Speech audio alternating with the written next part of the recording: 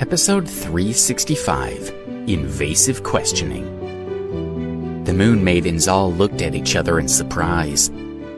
If Alex said that he had heard the bomb in the car, then of course they believed him. But it seemed incredible that he had managed to hear something as quiet as the ticking of a time bomb over the roar of the engine of the car. They also didn't understand why they had been targeted for this attack. Celine tilted her head. When do you think it happened? Was it just installed? Alex frowned.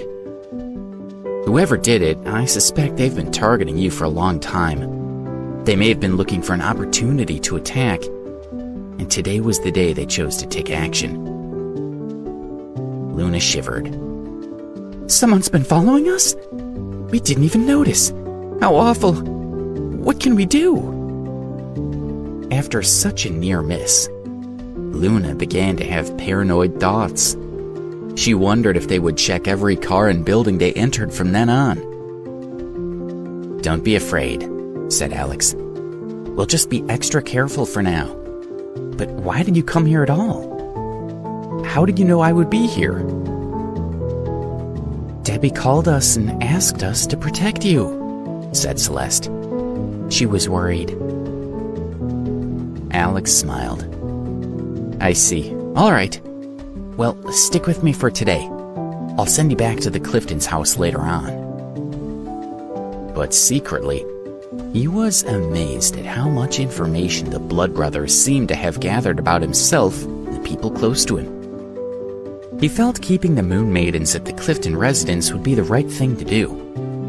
That way he could keep everyone safe and out of the limelight for a while. Even if the Blood Brothers chose to attack the house, at least he would be able to make some extra preparations to keep everyone safe in one location, rather than having them all spread out across the city. A sharp clicking sound went off behind him, startling him out of his thoughts. He looked around wildly, trying to find the source. When he turned, he saw a group of photographers taking a series of photos. Other reporters standing with them were holding microphones and cameras, recording everything. Celeste stepped in front of Alex, blocking his body from their view with hers. What are you all doing?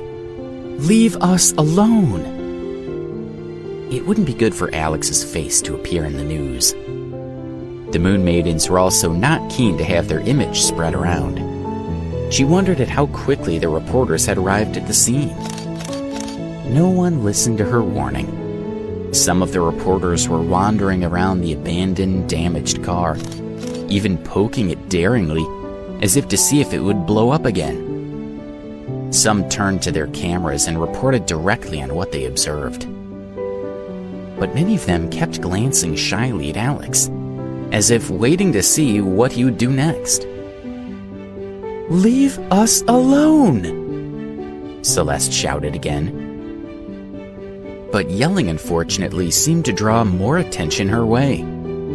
One reporter walked right up to her with her microphone. Hello, young lady. Can you tell us more about what happened here? Another joined in. Why did the explosion happen? Was there a problem with the car?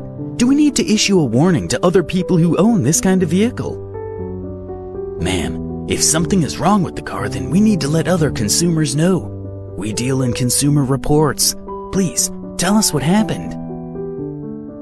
Celeste quickly became nervous and angry. She didn't like the way the reporter spoke to her and jabbed their microphones in her face. The idea of complete strangers watching filmed clips of her speaking the next day made her want to hide. Part of her was tempted to grab the nearest camera and smash it to make all of them give her space. But she knew this would not be a smart move. She also had no idea what would happen if she refused to give a statement. What if she somehow made it worse by refusing to comment? What if people started making up crazy rumors and caused even more trouble for them? Some of the reporters, seeing that Celeste was reluctant to speak, turned to Alex instead. "Hello, sir," said one female reporter. "What happened here? Was this a fault of the car or a premeditated attack? Should we contact the manufacturer?" Alex gave her a cold smile but refused to comment. The sight of Alex being targeted made Celeste find her courage. "No comment," she said. "Leave us alone." "How can you have no comment? It's your car," the reporter snapped, turning her attention back to Celeste. She was happy to pick a fight with whoever was willing to speak with her. Celeste couldn't bear it anymore. "Go away!" she yelled. "It's none of your business, and we don't want to talk." Another camera was being pushed toward her. The lens was angled to get a picture of her and Alex together, the photographer contorting himself in an awkward angle to get the shot. The sight infuriated her even more. As if sensing her distress, Alex suddenly stuck out his hand and blocked the lens. He pushed the camera and its photographer back, making the man stumble.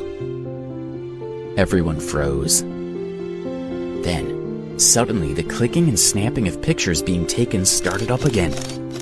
The noise was so thick it was like rainfall.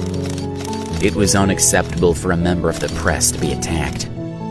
As far as the media folks standing around them were concerned, pushing a photographer away was a grievous assault. "Sir, you just hit a member of the press. What were you thinking?" "Would you like to apologize? This looks very bad for you." Alex shook his head. "You all need to just give us some space." The scene kept getting worse and worse. He had too much to worry about without the press adding to it. "Sir, we're just doing our jobs. There's no need to be violent with us." "Are you typically a violent person? Is this normal for you? I'm sure our viewers are curious." The questions became sillier and sillier as the crowd's fury and indignation grew. Alex looked out at the crowd, trying to control his anger.